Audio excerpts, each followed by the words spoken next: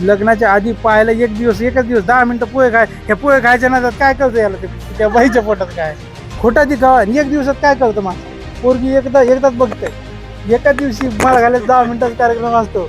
बळजबरीच असते ना हे जे ह्या ज्या पोरींचे लपडे असतात ना, ते सांगतील का आमच्या पोरीचा 4-5 ठिकाणी हे बा 5वा नंबर आहे, हे भाऊ बंद आहे, ते काय गुरु भाऊ आहे, हे ठोक्या भाऊ आहे, हा सवत्या आहे. आणि ह्या ज्या गोष्टी आहे ना, लग्नाच्या आधी एक वेळ असतं, लग्नाच्या आधी सगळं व्यवस्थित असतं, पोरगी एकदम सुंदर आहे, नोकरीला आहे, मस्त आहे, आणि लग्न झाल्यावर म्हणजे माझं डोकं दुखतं, पोट दुखतं, मला स्वयंपाक येत नाही, धूर येत नाही, तुमच्याकडून पोटगीची वसूल का करण्यात येऊ नये, तुम्हाला जेलमध्ये का टाकण्यात येऊ नये, हे सगळे जे आहे ना, हे लग्न झाल्यानंतरचे. पण नवरा बायकोच्या नात्यात एक चूक झाली की संपलं तिथं तुम्हाला दुरुस्तीचा विषय नाही, तुम्हाला शिक्षा भेटणारच. पण बाया एवढ्या आहे की एक बाई 4 लोकांसमोर लग्न करून येते संध्याकाळी, पुन्हा म्हणते मी आज खूप थकले, काय झालं, कपडे धुतले. हे काय आहे, एक दिवस बायको करायची, वर्ष आयुष्य खरंच पोटगी, वकील, कोर्ट, तिकीट, झेरॉक्स, इथं हे लपून ठेवलं. तुम्ही एखादी गोष्ट तुमच्या खिशात लपून ठेवली, त्याचं माझ्याकडे कोणती टेक्निक आहे, तुमच्या खिशात काय आहे मला कळेल.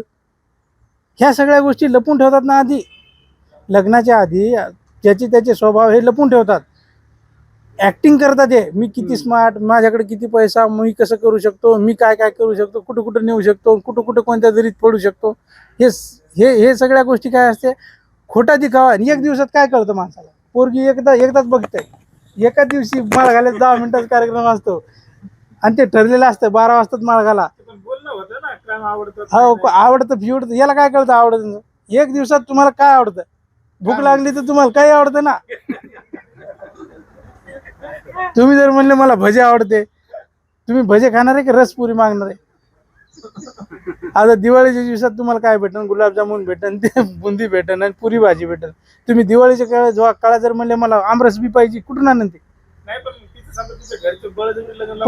बळजबरीच असते ना हे जे ह्या ज्या पोरींचे लपडे असतात ना, ते सांगतील का आमच्या पोरीचा 4-5 ठिकाणी हे बा 5वा नंबर आहे, आज सांगितल्यावर तुम्हाला येऊ देतील का घरी, त्यांच्या वापस जाऊ देतील का घरी. तुम्ही एखाद्या पोरीला म्हणू शकता तू किती बॉयफ्रेंड आहे. काही प्रकरणामध्ये आता जे प्रकरण घडलंय, आता जे प्रकरण घडलं, आता घरी सांगितलं, हा सांग, कसं बळजबरी लावून देतील. इकडच्याला नाही, ते तुमचं तुम्ही काही सांगता ना, आम्हाला सांगा ना. मी पाहायला आलो एखादी, तुम्हाला पाहायला आलो मी, मला तुम्ही सांगायला पाहिजे ना, मला असं मला हे लागतं, ते लागतं, मला संध्याकाळी हे लागतं, दुपारी ते लागतं, तेव्हा मी कळण करायला हे मग हे आपल्याला पटत नाही. तुम्ही सांगू लागले दोघं का आम्हाला हे लागतं, मला काही माहितच नाही, मी कसं समजा, मी कसं कळणार तुमच्या मनात काय.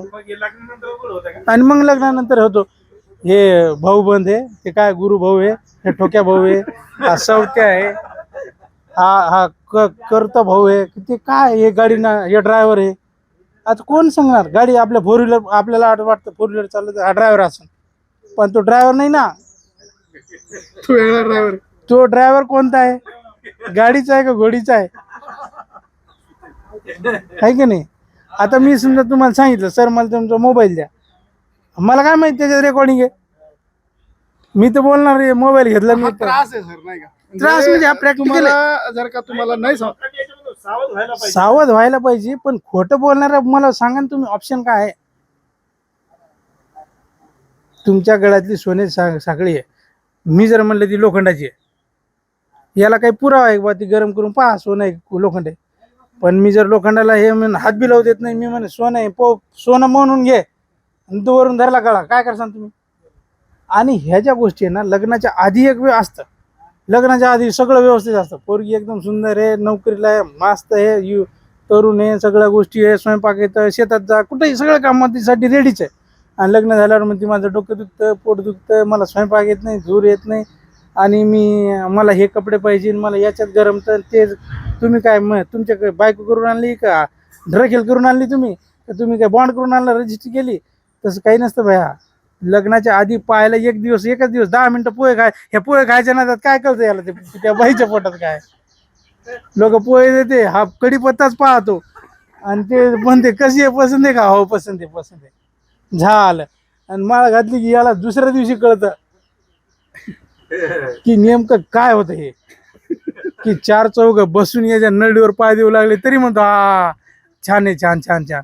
मग म्हणतो 498ला तुम्ही पात्र आहे, 125ला तुमची पात्रता आहे, सेक्शन 9 तुम्ही पात्रता आहे, तुमच्यावर डोमेस्टिक व्हायलन्स पात्रता आहे, तुमच्यावर आहे ना तुम्हाला गुंडे लावून मारहाण का करण्यात येऊ नये, तुमच्याकडून पोटगीची वसूल का करण्यात येऊ नये, तुम्हाला जेलमध्ये का टाकण्यात येऊ नये, हे सगळे जे आहे ना हे लग्न झाल्यानंतरची पात्रता आहे.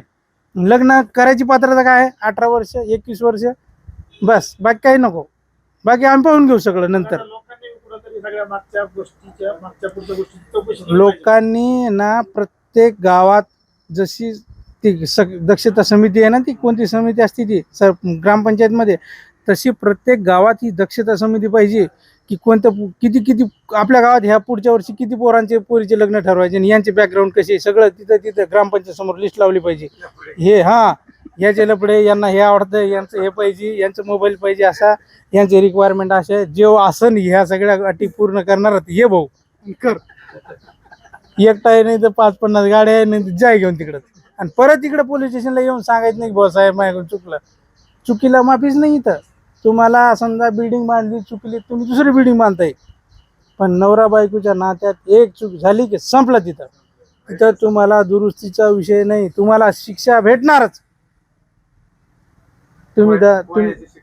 तुम्हाला दारू पिली तर 2 तासांनी उतरणार, किंवा नाही उतरली दारू, तुम्ही लिंबू पाजली की तुम्हाला दारू उतरेल, ह्याची गॅरंटी आहे. पण लग्नानंतर बायकोकडून जो होणारा त्रास आहे, हा त्रास भोगल्याशिवाय कमीच होत नाही, त्याला भोगावंच लागेल. उलट आणखीन वाढन, त्याच्यात पण कमी नाही. ते कमी व्हायचं औषधच नाही त्याच्यात. त्याच्यामुळं सर्वांनी पब्लिकनं अवेअर व्हायला पाहिजे. मी तर एक शासकीय कर्मचारी, एक जबाबदार महाराष्ट्राचा कर्मचारी आहे, आणि मी तरुण पिढीला मी असं सांगेल, तरुण वर्गाला जे लग्नाची इच्छुक उमेदवार आहे, लग्नाला इच्छुक, त्यांना मी असं सांगेन की बाबा रे, तुम्ही ना लग्न करायच्या आधी 10 वेळेस विचार करा.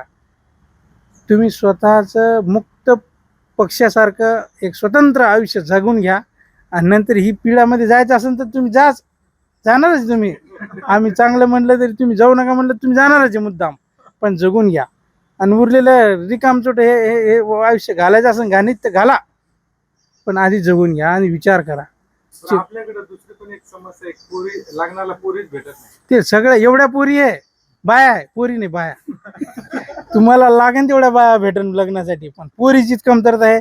ते तर टेक्निकल आहे ते.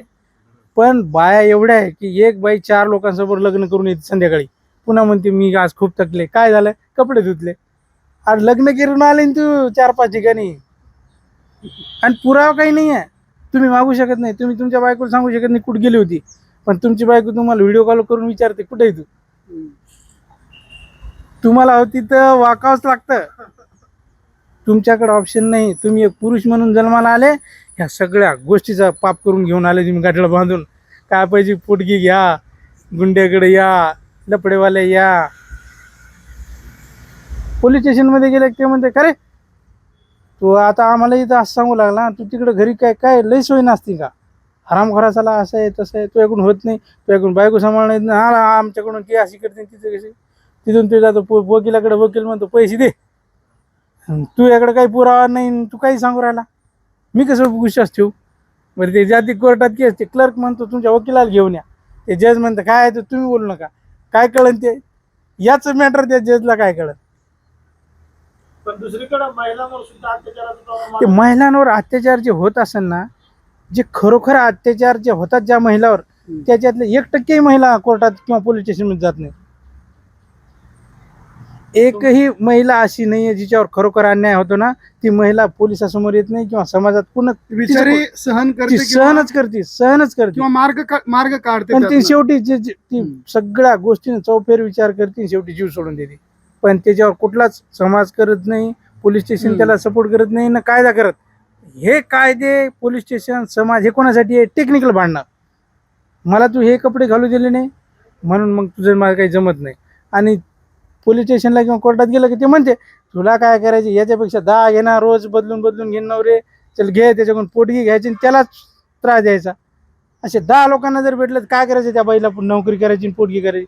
इथं एक माणूस तुम्ही कंपनीत तिथं काम करायचं बघा, त्याला संध्याकाळी चालता येत नाही रस्त्यानं, एवढं थकून जातं ते, त्याला जेवण नसतं, त्याला आराम नसतं. पण एक बाई 10 लोकांना फिरू शकते फोनवरच, आणि फोनवरच कलेक्शन करून घेते. तिला 2-4 हजार रुपये घर बसल्या पगार पडतं. ते कशाला येईन असे बस हे नांदन संसार आणि हे जुन्या काळातल्या पद्धती आहे ना. लोक म्हणतात की सायन्स, कायच सायन्स आहे, संस्कृती ही विवाह पद्धती जी आहे ना, ही एका कुटुंब व्यवस्था जी आहे, हिंदू संस्कृतीमध्ये कुटुंब व्यवस्था पद्धत होती, हिंदू विवाह पद्धत जी होती ती पूर्ण धोक्यात आलेली आणि ती संपली जवळपास. फक्त ती पोटगी उकळण्यापुरतंच आहे ते. तुमचं लग्न झालं का, तुम्ही यस म्हणले का बस संपला, तुम्हाला बाकी काही विचारत नाही ते. तुम्ही कसे कपडे घातले होते हे विचारतच नाही. तुम्ही नवरा आहे ना, बस आम्हाला तेवढंच पाहिजे, चल दे पोटगी दे. नांदायला काऊन नांदवत नाही, नांदवायला तर पाठवतच नाही, पण तू काऊन नांदवत नाही याच्यावरच चालते 4-5 वर्ष. तुम्हाला चांगलाच त्रास झाला होता. चांगला म्हणजे तुम्ही आता इथे येऊन आनंदी वाटले या आश्रमामध्ये काय? त्याचं कारण असं आहे की मी सगळं लालच, मी मोह माया सगळं सोडून दिलेलं आहे. मला जे काही करायचं, मी हे जे काही नवीन लोक येणार, मला जे आलेले अनुभव यांना, मला ज्या गोष्टीपासून त्रास झाला त्या गोष्टीपासून ज्या लोकांना जे त्रास होणार नाही हे मी त्यांना आधीच सांगून ठेवणार. आणि यांना जसं मला माझ्या साहेबांनी सांगितलं, मानसिक सपोर्ट केला, मानसिक आधार दिला, तसं मी ह्या लोकांना सांगणार की बाबा तुम झाले ना, नवरा बायकोचे भांडणं झाले ना, तुम्हाला तिकडे कोर्स केसेस झाले ना, आमच्याकडे या. मला जेवढं माहिती आहे मी तेवढं सांगणार आणि साहेबाकडे पुढं फॉरवर्ड करणार. पण मी ह्या लोकांना मरू देणार नाही. जे लोक आश्रमात येतील त्यांना आम्ही व्यसनाकडे जाऊ देणार नाही, त्यांना मरू देणार नाही. आम्ही त्यांना त्यांचं मनोबल त्यांचं ऐकून घेऊ, त्यांना मानसिक सपोर्ट करू आणि न्यायालयीन व्यवस्था आणि व्यवस्थेशी कसं लढायचं हे त्यांना आम्ही इथं तयार करू. आणि एवढंच आता एवढंच करू शकतो आम्ही समाजासाठी. आमच्यासाठी तर आम्ही काय करणार आहे आम्ही. आता हे जे प्रमाण आहे ते फक्त अरेंज मॅरेज मध्ये जे का लव्ह मॅरेज सुद्धा प्रमाण आहे. आता हे अरेंज बी लव्ह मॅरेज मी दोन्ही एकत्र चालू आहे. आता हे तुम्ही सेपरेट करू शकत नाही. आणि याच्यात वयाचं प्रमाण काही नाही आहे. कुठल्याही वयात चालू, कुठल्याही वयाला चालू आहे ना. आता तुम्ही तर पेपर न्यूज तयार करता, आम्ही तर वाचतो. पण तुम्ही न्यायालय जर तुम्ही कोर्टात जर गेले तर बायकोची तारीख, नवरा बायकोची तारखेला कोणी यायला पाहिजे, नवरा आणि बायको. आता तिचा ठोक्या असतो गाडी चालवायला, त्याचा तो मानलेला तो गुरु भाऊ आहे, तो तिला आणून सोडतो. त्या ठोक्यात तिथं वकिलाला सोबत घेऊन येतो, चला हा बसतो आज याच्याकडून, कोणी वकील येत नाही वेळेवर, याचा मित्र नसतो, याची गुरु बहीण नसती तिथं, याचे कोण कार्यकर्ते नसते, हा बसतो तिथं. कोर्ट म्हणते चला आण वकिलाला, वकील म्हणतो थांब थोडं. तोपर्यंत ती पोटगी बिडगी मंजूर फिंजूर होऊन याला पार जन्म टाकायची गोळ असते. ते काही नसतं तिथं. माणूस फक्त आला एवढाच पुरावा पाहिजे. कोर्टात न्यायालयीन व्यवस्थेत न्याय राहिलेला नाही. समाजामध्ये थोडाफार होता, त्याच्यात कोर्टाची बंदी. एखाद्याला सांगायला तुम्ही मध्यस्थी करा, ते म्हणते नगर भाऊ तुझंच काही घर नाही, मग आमचं घेतलं म्हणजे गेलं का, आम्ही कामधंदे सोडून तुझ्यासाठी माग फिरायचं का. 48 लोकांवर केस आहे माझ्या नातेवाईकावर याच मॅटर मध्ये. आता ये नवरा बायको आम्ही एकच आहे, एकच नवरा आणि एकच बायको आहे, पण केसेस 50 आहे ना. आणि पुरं भाव की अख्खा गाव जिल्ह्यात तालुक्यात नाव टाकायला ना त्याच्यात.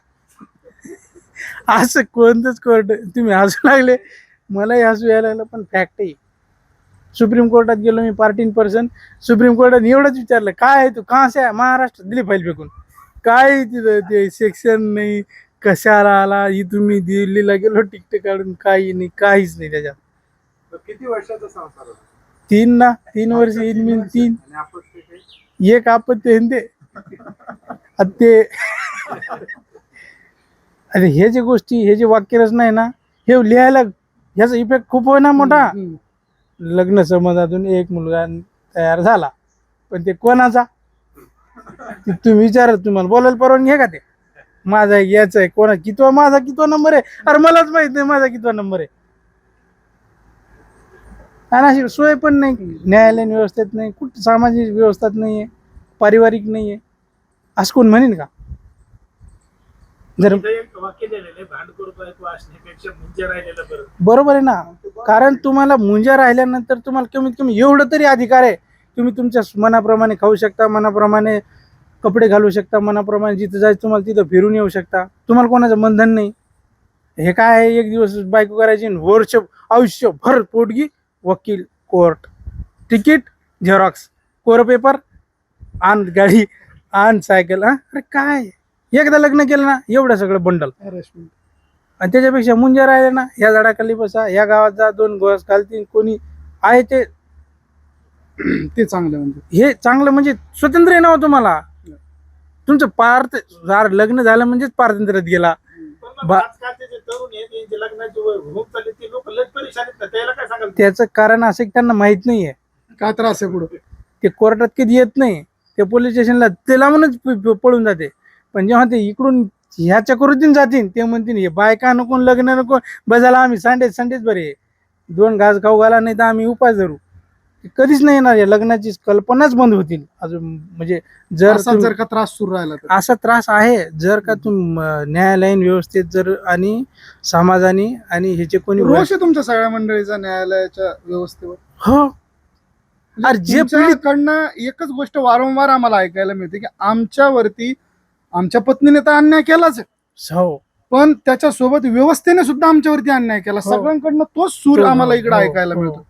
त्याच्यामुळे याचं समाधान म्हणून सरांनी एक खूप छान हे सांगितलेलं की कायदा जसा महिलांसाठी तसा पुरुषांसाठी देखील झाला पाहिजे, हो. असं सरांचं मत. सगळ्यांचं या मत मताशी आहे. सहमत आहे. माझं काय मत आहे, जसं महिलांनी गेल्यानंतर तिला पोलीस यंत्रणेकडून सपोर्ट भेटतो, हम्म. एवढंच काय. एखादी महिला जर बरोबर. एखादी महिला जेव्हा कोर्टात जाते, तिनं एखादी केस दाखल केली ना, तर तिला मोफत वकील भेटतो, हम्म. तिला शासकीय वकील. शासकीय वकील भेटतो. आणि तिनं जर एखादा अर्ज दाखल करायचा असेल, तिला कोर्ट फी सुद्धा माफ आहे. तुम्हाला कोर्ट फी वगैरे आणि सगळं- पुरुष जर गेला पोलीस स्टेशन मध्ये, त्याला तिथे एक तर 8 तास बसावं लागतं बेंचवर. 8 तास नाही, त्याची टाइमच नाही. तो समोर अधिकारी बसून तो म्हणतो की नाही मी सुट्टीवर आहे, मी तुमचं काय आज नाही ऐकणार, उद्या आहे. हे अनुभवलंय हे अनुभवलं ना. आणि आला, तू काय आमचा साहेब आहे का, तू सांगशील बायको आम्हाला काय? तुझी आणि त्रास आम्हाला, का आम्ही नांदवायची तिला, असं बोलल्यानंतर मग तुम्हाला मानसिक त्रास कसा होईल, हे शब्द त्या लोकांना वारंवार केलं. वारंवार टॉर्चर केल्यासारखं.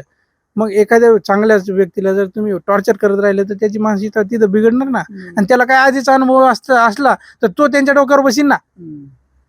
पण त्याला अनुभव नसतं ना. आता हे आमच्याकडे एक माणूस आहे की ते जिवंत असताना त्याच्या बायकोनं मृत्यू प्रमाणपत्र. लग्नासाठी त्याचं नवऱ्याचं मृत्यू प्रमाणपत्र, आणि यंत्रणा म्हणते की हे कसं काय शक्य आहे, आणि हे प्रमाणपत्र खोटं आहे की तुम्ही म्हणता ते खोटं आहे. माणूस धड जिवंत आहे आणि त्याचं मृत्यू प्रमाणपत्र तरी तुम्हाला अजून पुरावा लागतो की तुम्ही जिवंत कसे, हे सांगायला. म्हणजे हे न्यायालय व्यवस्था काय आहे? अशा माणसांनी न्याय कोण देईल? तुमच्या वेदना ऐकल्यानंतर खरंच म्हणजे आमच्या तो- नाही, हे सगळ्याचे आहे. हो, आम्ही बोलायलो फक्त ह्या जवळपास हे म्हणजे जनतेच्या वतीनं आम्ही बोलायलो, असं समजा. हो. असे खूप सारे उदाहरण. खूप सारे म्हणजे 90% उदाहरण असेच आहे. फक्त ते ना नवरा बायको सारखे रिलेशन आहे त्यांचे, म्हणजे दाखवायला की यांची बायको ही आहे नावावर. आता बेकायदेशीर वापरायला कोण काय त्याचं हेच नाही ना. त्याची तुम्हाला जर व्यवस्थेमध्ये अशी प्रक्रियाच नाही आहे की तुम्ही ह्या गोष्टीला बंधन का किंवा हे नियम आहे. अरे नाही ना, नियमच नाही ना. फक्त माणसाला नियम आहे. तू कुठं गेला होता, व्हिडिओ कॉल कर. कोणाशी बोलला, व्हिडिओ कॉल कर. एवढा वेळ लागलाच कसा?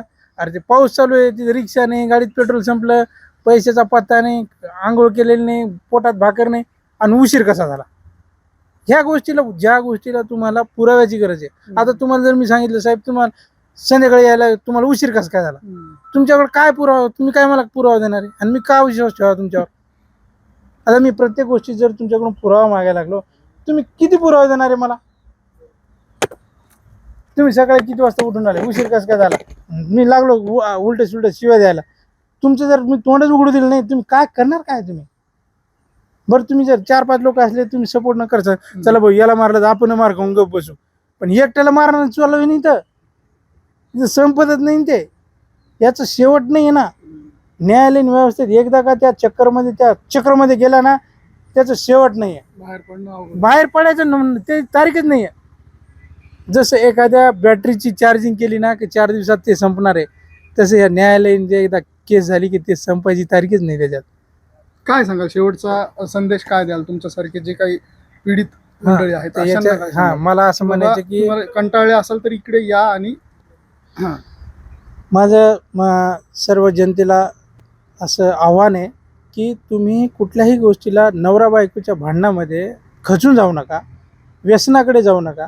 तुम्ही आश्रमात या आणि कायदेशीर लढा कसा शिकायचा, त्याच्यातून मार्ग कसं काढायचं ते इथं आल्यानंतर तुम्हाला आम्ही मानसिक सपोर्ट करू, कायदेशीर सल्ला देऊ आणि ह्या समाज व्यवस्थेशी कसं याच्यातून हँडल करायचं हे तुम्हाला इथं सांगितलं जाईल. परंतु इथं यायच्या आधी कुठलंही तुम्ही कोण अनिश्चित काम करू नका, कुठलंही बेकायदेशीर काम करू नका, कोणतंही चुकीचं पाऊल उचलू नका आणि आत्महत्यासारखं असं टोकाचं पाऊल उचलून स्वतःचं जीवन संपवू नका. खूप गोष्टी अशा आहे की तुम्ही याच्यातून मार्ग काढू शकता.